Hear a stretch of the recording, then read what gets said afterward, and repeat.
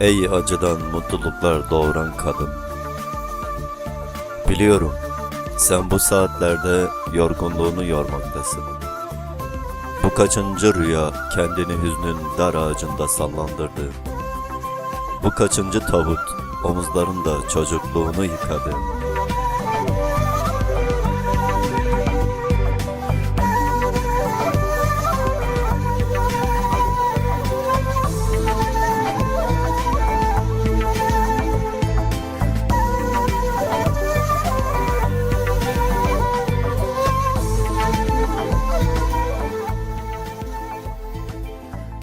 Kanamalı bir gecenin içinden koşuyorum sana. Karanlığın içinden ayıkladığım binlerce yıldız.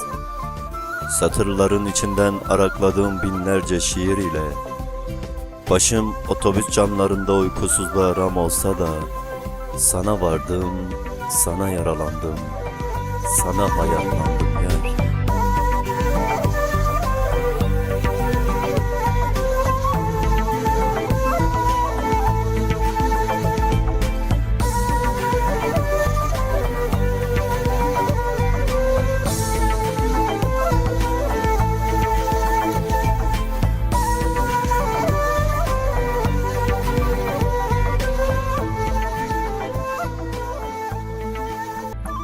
Sana gelirken susamıştı karasallığım, kurumuştu şiirlerim, çatlamıştı satır aralarım.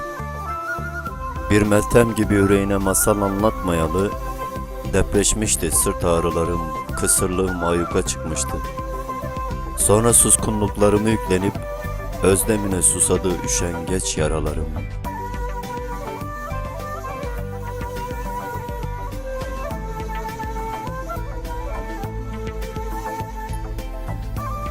Beni sevdana giydir sevgili, kokunla ört düşlerimi, gözlerinin hayat deryasına yatır harflerimi ve sakın beni nefesinde uyutma,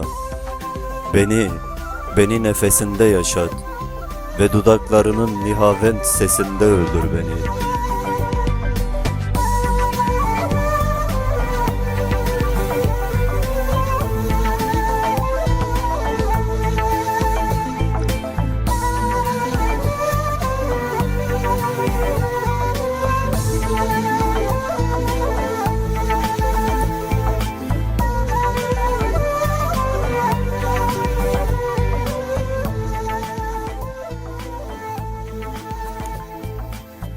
Sanki mavi bir denizin ortasında yalın ayak yürüyoruz.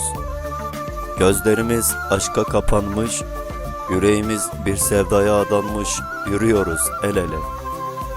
Sonra ben bir şiir oluyorum gözleri kapalı. Bilyelerini unutmuş bir çocuğun sırtında sona eriyor ağrılarım. Ve sana ithaf edilmiş satırların arasında soluğum, nefesim çağlayan bir nehir gibi oluyor.